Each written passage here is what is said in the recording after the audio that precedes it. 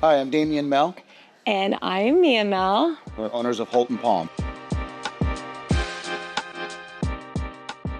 I'm a real estate broker. Mia is also a real estate broker. I was born and raised in the Chino, Ontario area. Mia is from Orange County. But we've had businesses in Ontario for a very long time, for over 20 years. More than 20 years. We're basically Ontario residents business-wise.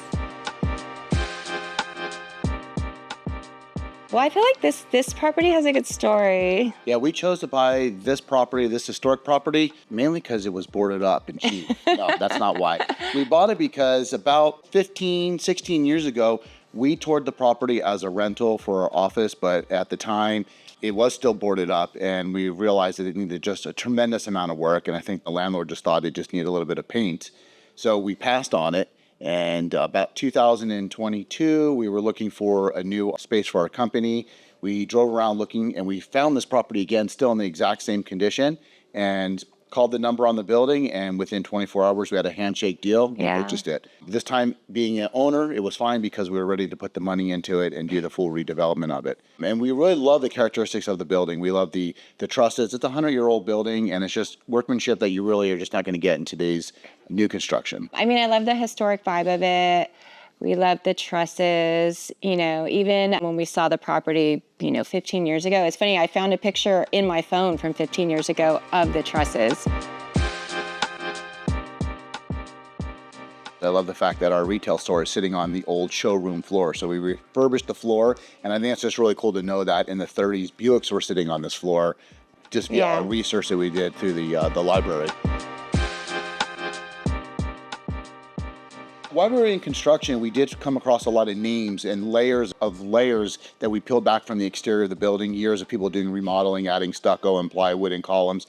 And as we were going through, we uncovered a Ford logo, which was really interesting. And so not realizing that this was actually the home of Citrus Ford when they first started in the 60s. And so it was kind of exciting. We actually reached out to Citrus Ford, and they confirmed, they said, yeah, that was our original location. And then this became their body shop. And I believe MK Smith also at some point used this as their body shop as well. So those are just some cool history that we like to see, we're kind of fascinated with. Mia, not so much. She was more fascinated with trusses. I was more fascinated with how it kind of played a role in the auto industry in Ontario. This building, I feel like, is a work in progress, and it's going to be a work in progress for many years to come, just because it's such a big space. We love where it's gone so far, and I feel like the community really likes it as well.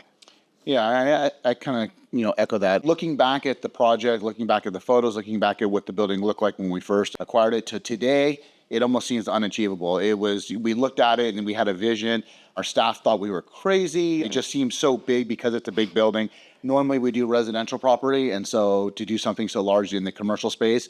But now looking back and going, wow, we've come so far, and the property looks so different from the day we acquired it, I think is I'm pretty proud of that. I look at that and think that, we were able to accomplish this, our team was able to accomplish this, and then moving forward, what we're going to do with the property, I think is even more exciting.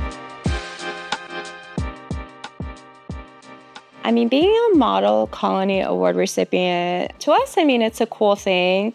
We appreciate the fact that, someone's recognizing all of the work that we did to this building, and appreciates the fact that we brought the building back to life. So, yeah, I'm not gonna lie. It puts pressure on me to make sure the building's maintained, the landscaping is maintained, because everybody keeps looking at it. So it just put a little bit of pressure on you to make sure that the quality of the building is there, and you're continuing to improve it, especially since city people keep walking by our building and pointing at it.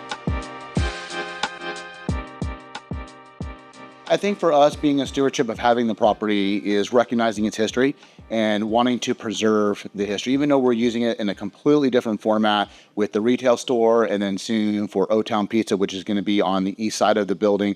We still want to recognize the fact that it's a 100-year-old building. It has history in Ontario. We kind of want to really preserve that history in all the things that we do in the exterior and interior design elements of the building. Like I said, it's easy to just do a brand new construction and put a business in there. It's harder to take something that was existing and completely different than your current business model and integrate that in together so that there's some sense of history within the downtown And I think most people, when they're hearing downtown, they're looking for older buildings, they're looking for some type of historic preservation, and it just gives a little bit more uniqueness than just going to, say, a standard strip mall, for example, that has just been built. So I think for us, maintaining that, maintaining our floors, our trusses, the integrity of the way the building was designed, I think is really important for us in doing the preservation of it. Yeah. My favorite historic property in Ontario is the one that I own, because I own it. No, I mean, Ontario has a lot of really cool buildings. The old Bank of America building that was turned into the barbecue joint, that's awesome. I just like the preservation there. It just gives a lot of character to the downtown. And I'm looking forward to seeing some of the other stores, the Valley Department Store being renovated, and some of the other buildings, just to bring back to life what used to be in the downtown. I think it's important for us to preserve a history, because without it, we're basically any city in the United States. Every city has its own story, has its own history. I think it's important for people to understand where the city came from, how it was formed, and kind of where it's going in the future. And the city's been really good about laying out the future, and I think it's really on us as the residents to preserve the past and really highlight that and merge it into the future. If you're thinking about owning a historic building, understand that it is expensive. It's really critical to understand. We run into a lot of developers, first-time developers that buy buildings, don't realize that all of your electrical, all of your plumbing, all of your structure is 100 years old. It needs to go. And it's one thing to say I have the building, it's another thing to fully renovate the building. So be prepared and really understand what you're getting into. It's not enough just to say, hey, I want it and I have a vision for it, but understand that what it takes to get to that vision and have the right team to do that.